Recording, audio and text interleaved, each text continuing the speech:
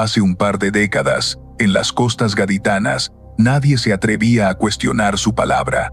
Su nombre, susurrado en los bares de Sanlúcar de Barrameda y en las playas de La Janda, era sinónimo de poder absoluto, un eco que se extendía desde el Guadalquivir hasta el Estrecho. Jesús Heredia. Heredia, conocido como el Pantoja, levantó un imperio de hachís, lanchas rápidas y lealtades compradas con billetes y balas. La droga fluía por sus manos como el agua del río, y su clan parecía blindado contra cualquier incursión policial. Pero un día, en marzo de 2022, la Guardia Civil desplegó 300 agentes en una redada que rompió el silencio.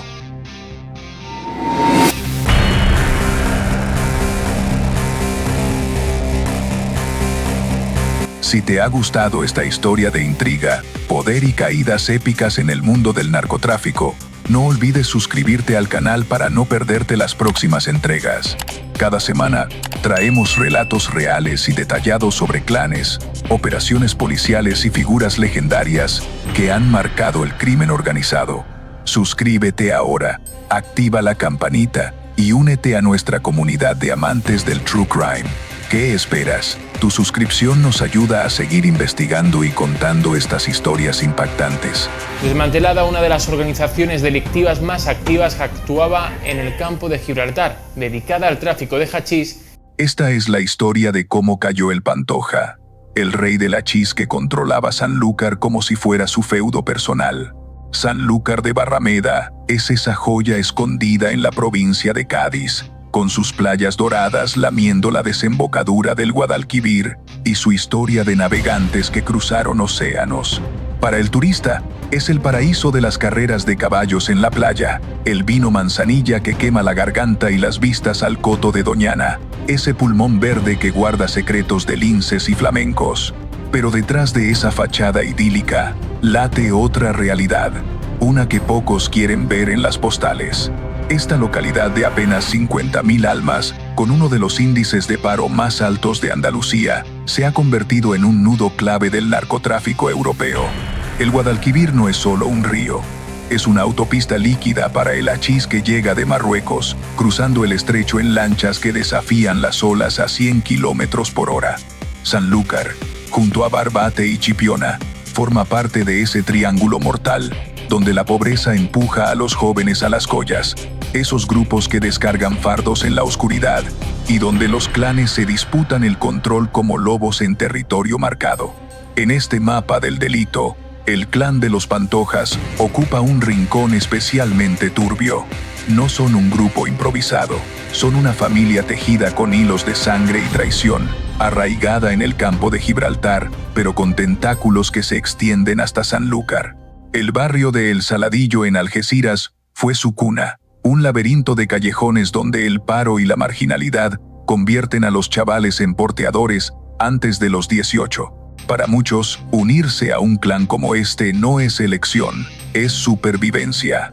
Las estructuras familiares aquí son férreas, tíos que mandan, primos que vigilan, hermanos que cargan.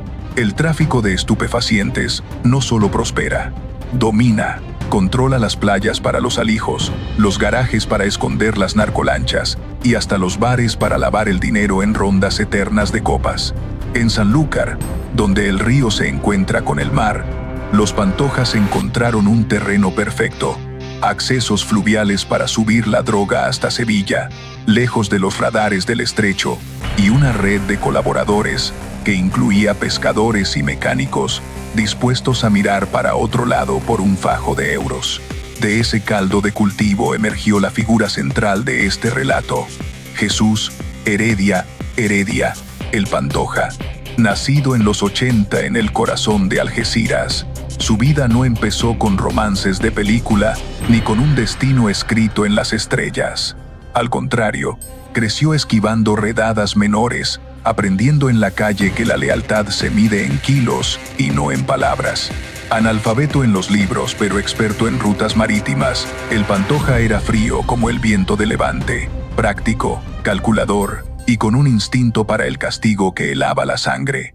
No era el típico capo de collar de oro y pistola al cinto, Su poder radicaba en una red familiar que funcionaba como un reloj suizo.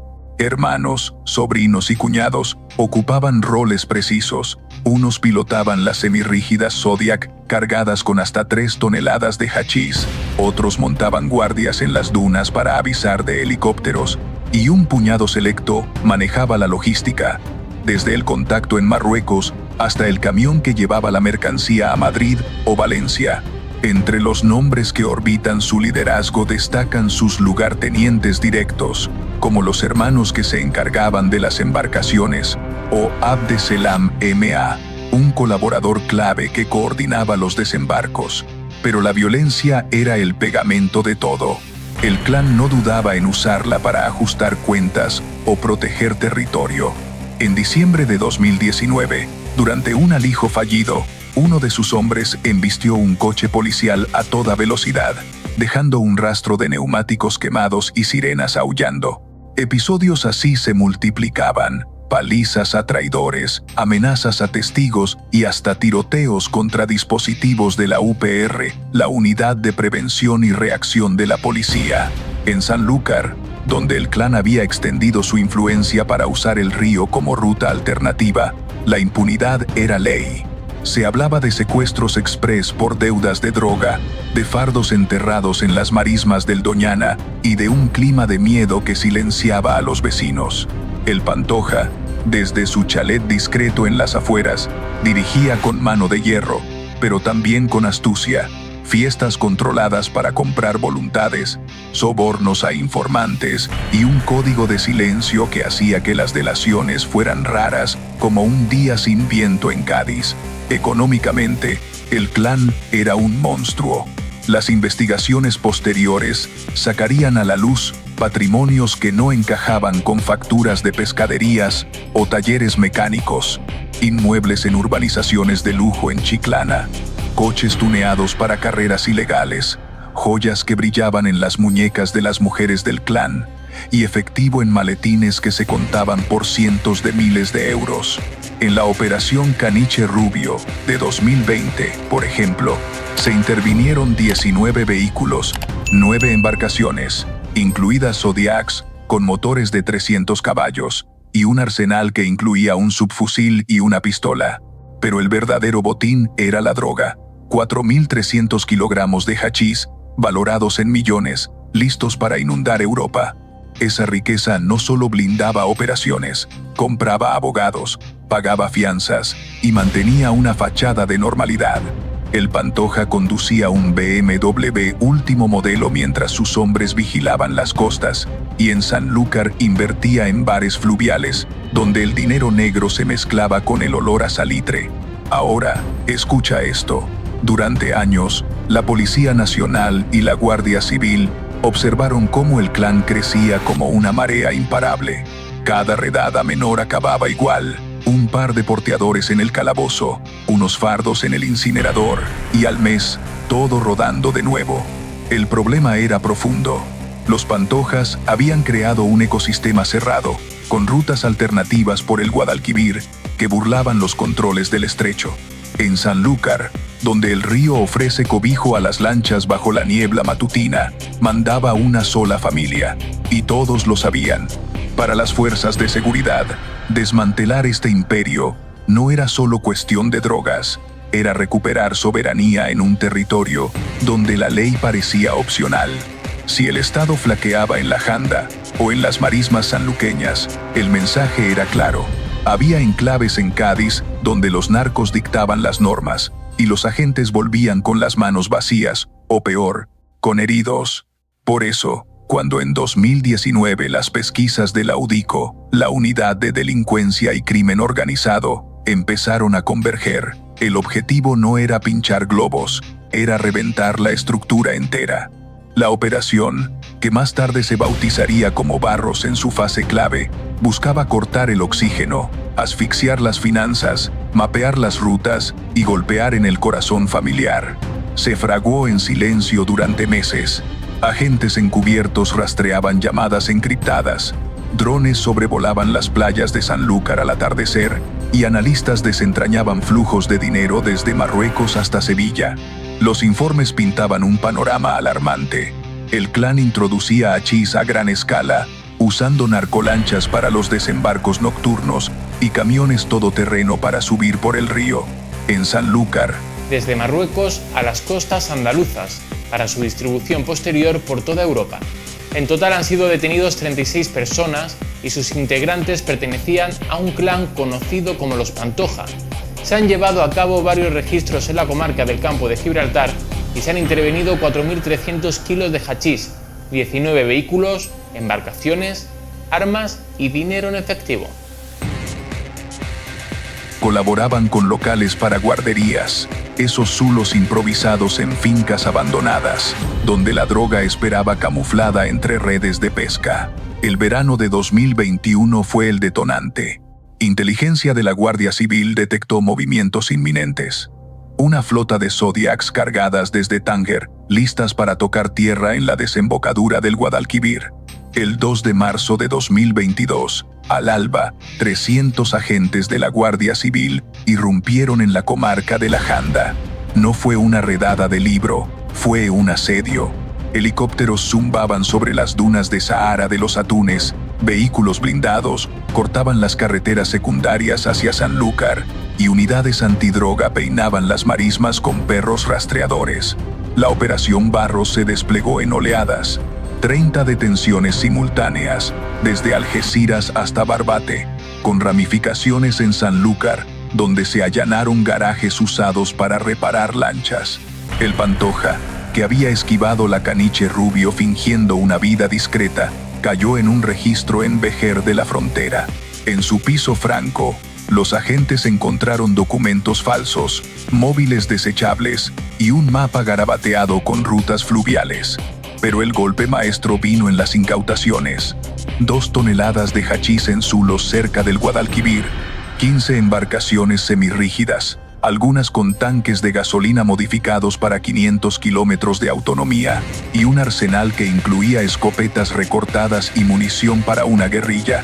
En total, las cifras marearon. Casi 30 arrestos, entre ellos familiares directos del Pantoja y sus lugartenientes en Sanlúcar.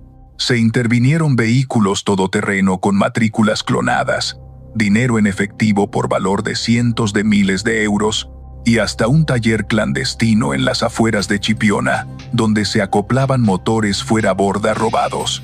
La Guardia Civil calificó Barros como uno de los mayores masazos al narcotráfico en Cádiz desde el Plan Especial del Campo de Gibraltar en 2018. Para las autoridades, la captura de El Pantoja tenía un peso simbólico enorme. Por primera vez, un clan que se creía intocable, capaz de embestir patrulleras y sobornar miradas, era desarmado de raíz.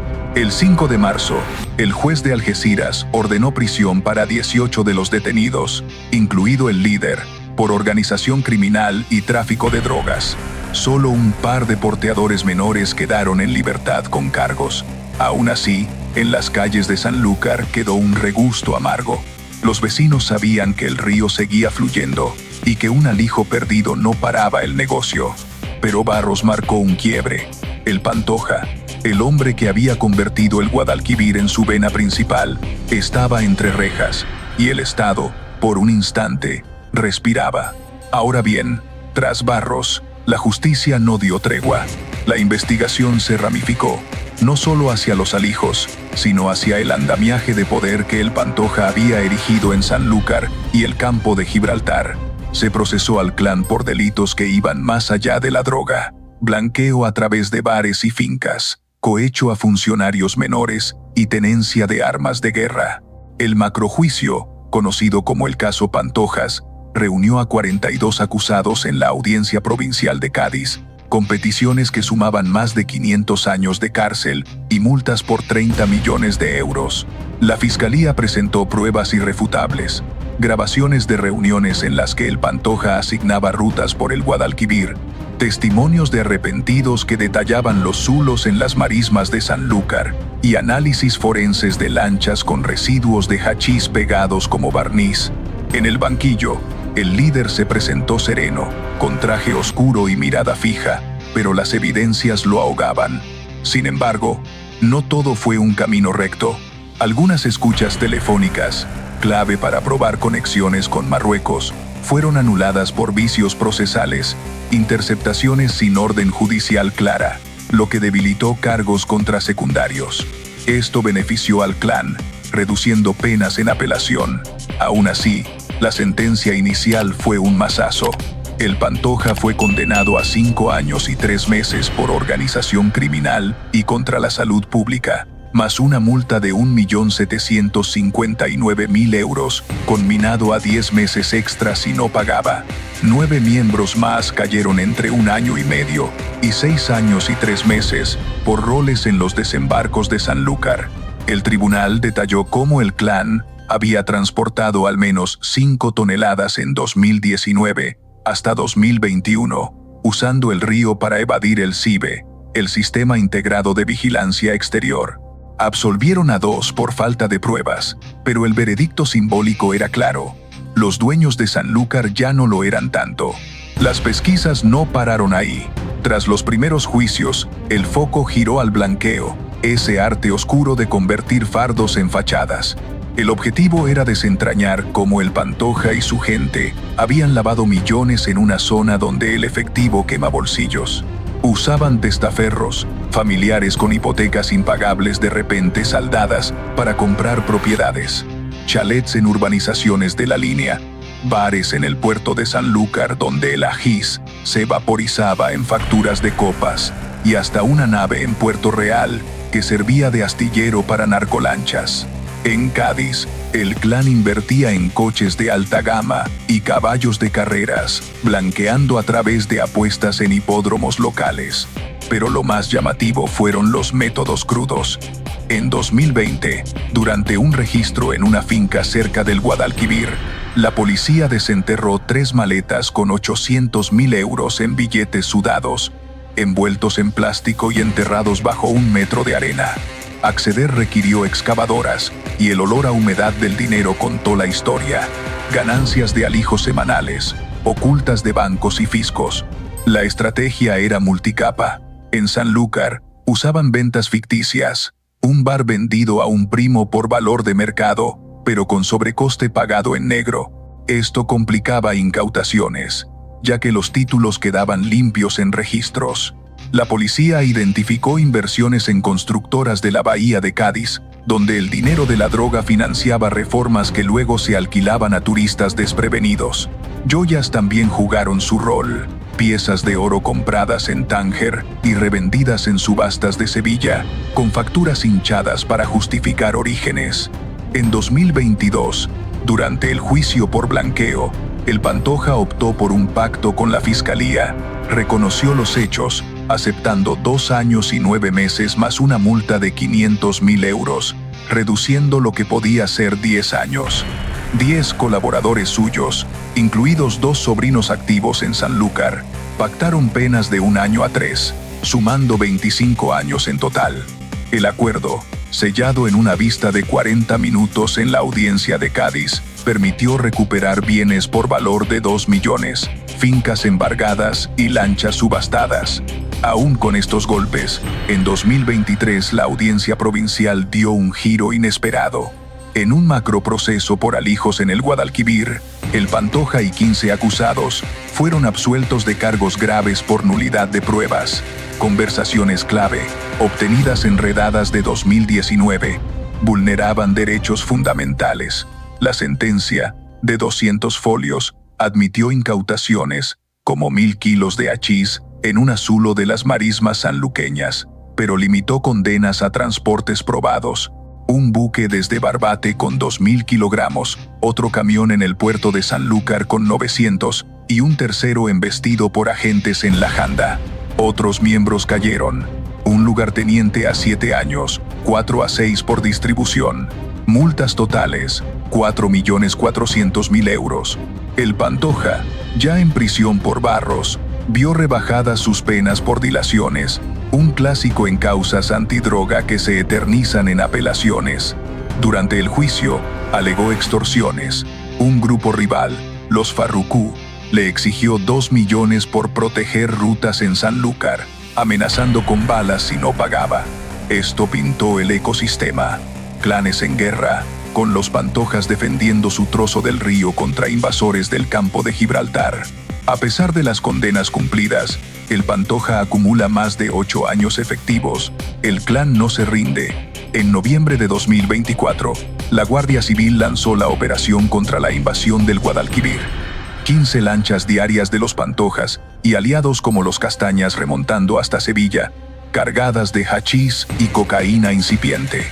En Sanlúcar, detectaron 5 Zodiacs en una noche, embistiendo patrulleras en maniobras suicidas. Incautaron 2 toneladas, pero el mensaje era claro: el imperio muta. En febrero de 2025, un secuestro en Sanlúcar, un marroquí retenido por un vuelco de droga, llevó a 6 detenciones ligadas al clan, con armas simuladas y chalecos antibalas intervenidos. El juzgado 1 decretó prisión para el cabecilla.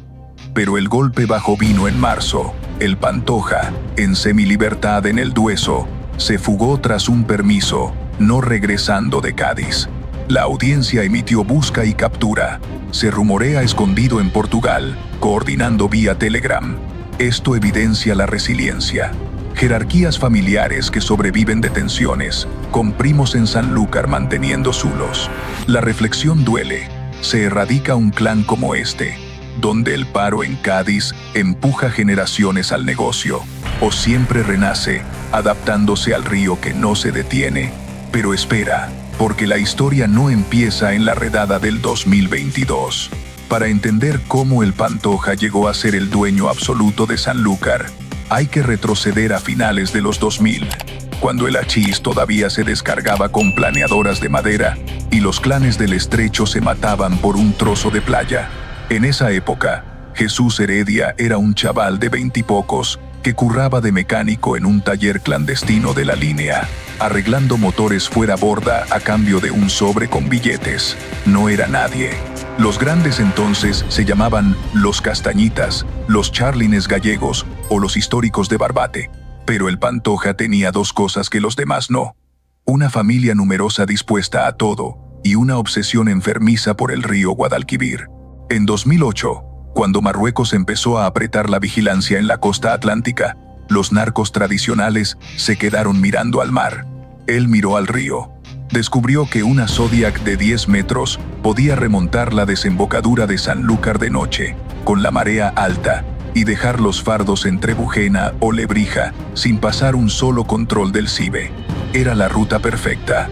30 kilómetros de agua dulce, niebla constante y una población que, por hambre o miedo, nunca abría la boca. Empezó con viajes pequeños, 200, 300 kilos por golpe. Los descargaba en fincas abandonadas de la carretera de Chipiona a Sanlúcar, donde un primo con un tractor los enterraba hasta que llegaba el camión.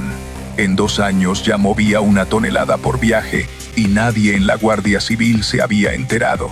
El dinero entró como un tsunami. En 2011 compró su primera casa legal en la urbanización Costa Ballena, pagada en efectivo a través de un cuñado que figuraba como promotor inmobiliario.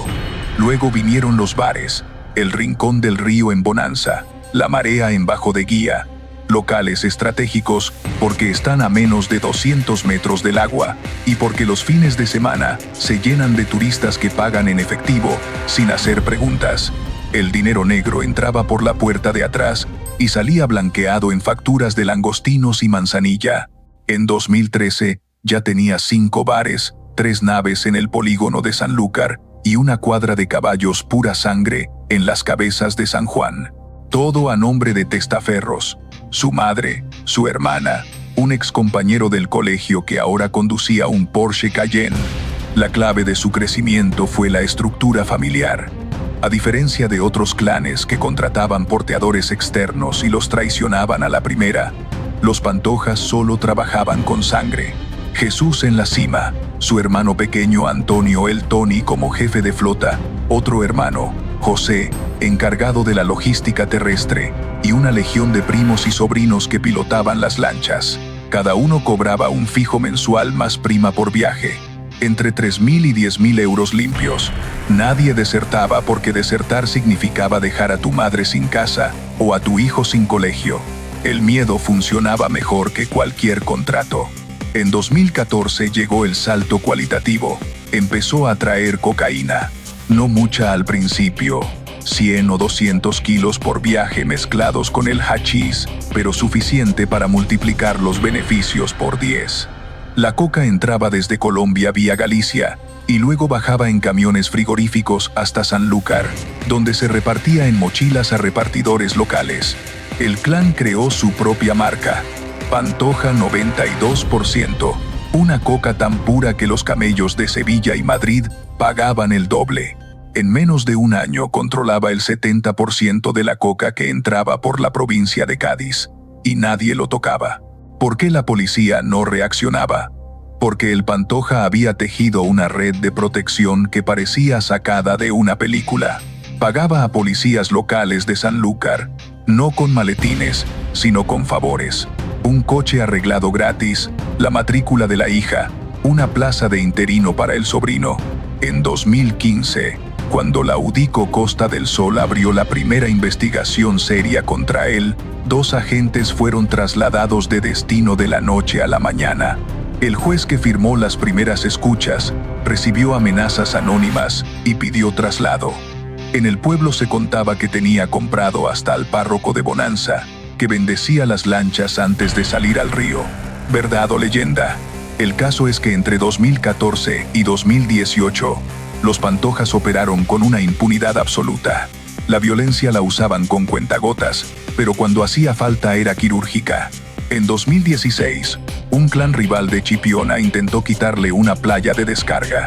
La respuesta fue un secuestro express. Cogieron al cabecilla, lo llevaron a una nave en el polígono Guadarranque, le cortaron 2 dedos con una radial y lo dejaron tirado en la puerta de su casa con una nota: "El río es nuestro".